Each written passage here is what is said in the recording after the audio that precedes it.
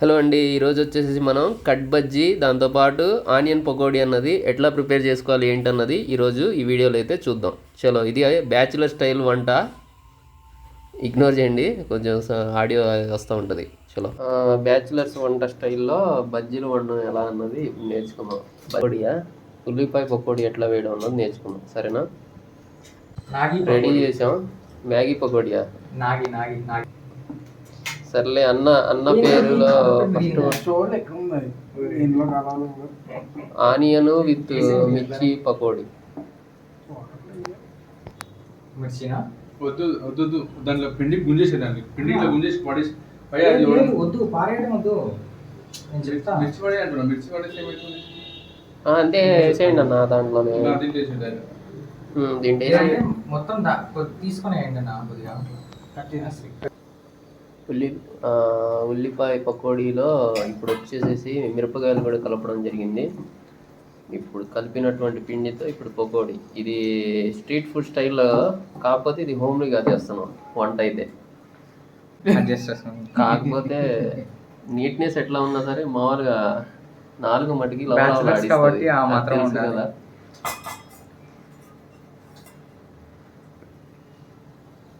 ఈ బజ్జీ కొంచెం ఉడకంగానే ఇక పకోడీ రెడీ చేద్దాం. ఆ తర్వాత ఇంకోటి ఏంటంటే, ఇది టమాటా పప్పు. దీంట్లోకి ఇప్పుడు అప్పడాలు అవి వేసుకుంటారు కదా నావలు నంచుకోవడానికి. కాకపోతే ఇప్పుడు ఏం చేస్తున్నారంటే, మొన్నాళ్ళు మిర్చి బజ్జీని రెడీ చేస్తున్నారు. దీంతో పాటు ఇవి టచ్ అన్నమాట దానికి. అది కూడా ఏంటంటే కట్టు బజ్జీ. చూడొచ్చు, బజ్జీ వండిన తర్వాత కట్ బజ్జీ చేస్తున్నారు. అది ఈ మధ్య ఫేమస్ అయింది. హైదరాబాద్లో చాలా వరకు కట్ బజ్జీలు అమ్ముతున్నారు.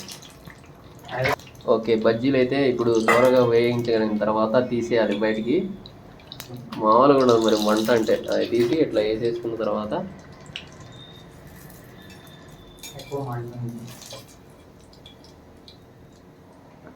ఓకే, ఇప్పుడు రెడీ అయింది బజ్జీ. ఆ తర్వాత వాటిని ఎట్లా పీసెస్లా కట్ చేస్తామన్నది చూపిస్తాను. అందుకంటే ముందు ఇది దీంట్లో మొత్తం ఆయిల్లో ఉన్నట్టు మొత్తం పిండిని క్లియర్గా క్లీన్ చేసేసిన తర్వాత ఇప్పుడు మన ఏమంటారు ఉల్లిపాయ పకోడీ వేయబడుతుంది.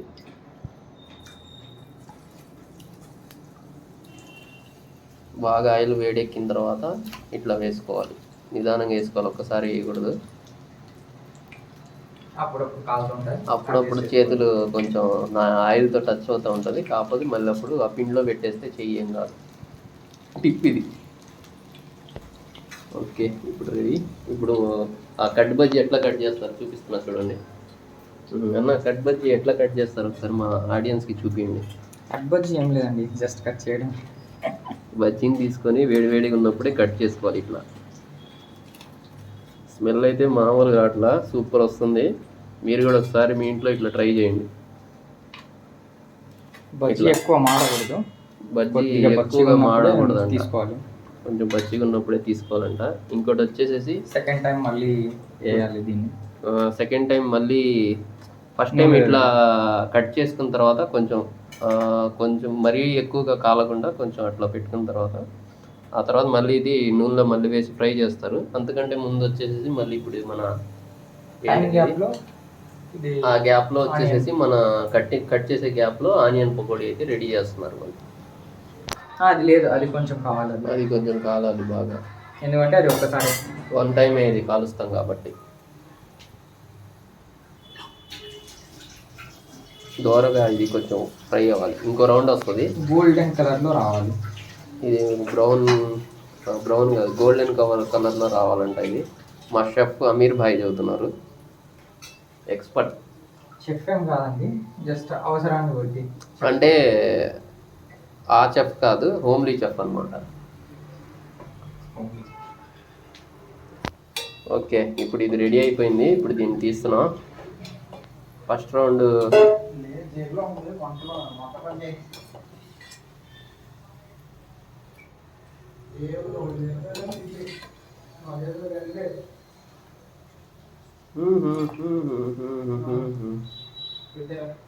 ఆయిల్ బాగా అదేమంటారు వడపోయాలి.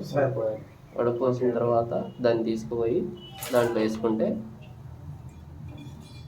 ఆయిల్ ఎక్కువ వేస్ట్ కాకుండా ఉంటుంది. తర్వాత ఇలా తీయచ్చు. కింద ఒక టిష్యూ కూడా వేస్తే ఆ ఆయిల్ మొత్తం అబ్జర్వ్ చేస్తుంది. మీరు మన దగ్గర అయితే ప్రజెంట్ అవైలబిలిటీ లేవు, అందువల్ల నార్మల్గా వేస్తున్నాం. మీరు కావాలంటే టిష్యూని అరేంజ్ చేసుకొని వేసుకోండి.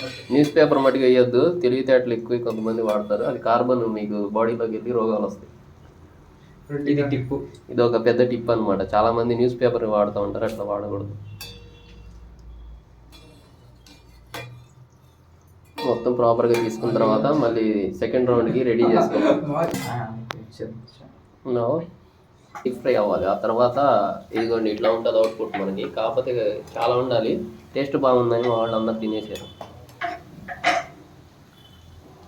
దీంట్లో ఆయిల్లో నుంచి. Okay, ready. కొంచెం ఆయిల్ని వడపోసి తీసేయాలి. ఇక కట్ బజ్జీ ఫైనల్ స్టేజ్ ఒకటి ఉంది, అది చూద్దాం. అది చూసి ఈ వీడియో అక్కడితో క్లోజ్ చేసేద్దాం. ఓకే, ఇప్పుడు మొత్తం అయితే తీయడం జరిగింది. దీంట్లో నుంచి వడపోసి దీంట్లో వేసేసాము. ఇది కొంచెం చూడొచ్చు క్లోజప్ నుంచి. ఓకే, ఇప్పుడు వచ్చేసి కట్ బజ్జీని ఇప్పుడు ఫ్రై చేస్తున్నాం. సెకండ్ రౌండ్ నిదానంగా పైన పడుతుంది.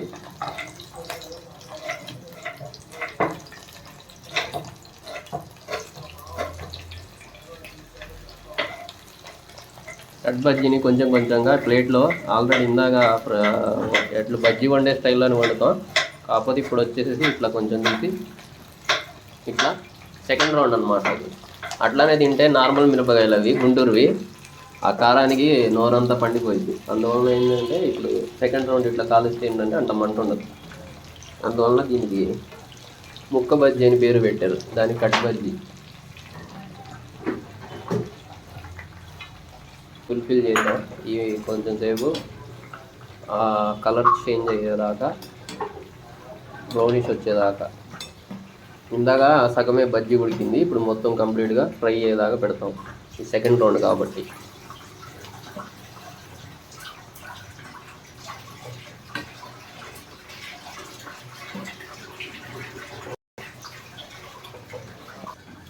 అది ఇట్లా వేసిన తర్వాత కొంచెం ఇట్లా పైకి కిందకి ఇట్లా అంటూ ఉండాలి. అప్పుడు ఏంటంటే కింద బాగా డీప్ ఫ్రై అయినాయి పైకి వస్తాయి, పైన ఫ్రై కాండి ఏంటంటే కిందకి వెళ్తూ ఉంటాయి.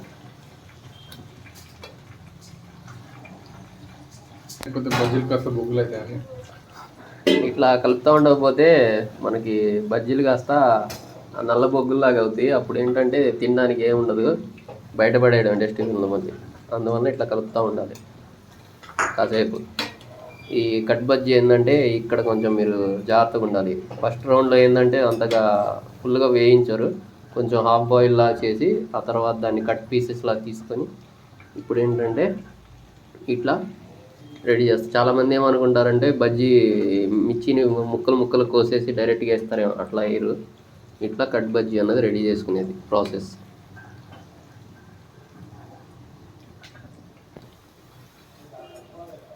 మసాలా రెడీ చేస్తున్నాం, హోమ్ స్టైల్ రెమెడీ. దీంట్లో వచ్చి ఏమేమి వేసామన్నా? గరం మసాలా, కొంచెం సాల్ట్, ధనియాల పౌడర్, ఇంకంతే. ఇది పైగా జస్ట్ టాపింగ్ లాగా ఒక చెల్లుకుంటాం అనమాట. ఓకే, గార్నిష్ కోసం ఇప్పుడు మంచి స్మెల్తో కట్ బజ్జీ అయితే రెడీ చేసుకుందాం. ఇది తీసుకెళ్ళి దాని మీద వేసేసి ఇక తినడానికి అయితే రెడీ. ఇది మనం రెడీ చేసుకున్నటువంటిది పౌడర్, అది దీని మీద యాడ్ చేయాలి. ఇప్పుడు కొంచెం లెమన్ తెచ్చుకొని, అదేమంటారు, నిమ్మకాయ తీసుకొచ్చి దాంతోపాటు ఇది దానిపైన చెల్లేస్తే ఇంకా ఇది రెడీ టు సర్వ్ అనమాట. ఇక ఇదిగోండి అయిపోయింది. ఇట్లా యాడ్ చేసేసిన తర్వాత దీంట్లో కొంచెం లెమన్ యాడ్ చేస్తే టేస్టీ కట్ బజ్జీ రెడీ. ఇంకా రెడీ కట్ బజ్జీ అయితే ఇంకా మామూలుగా అయితే అది వేరు. ఏది? అది ఉల్లిపాయలది సపరేట్, దీన్ని కలపకూడదు. సరే, ఇంకా మళ్ళీ కలుపు.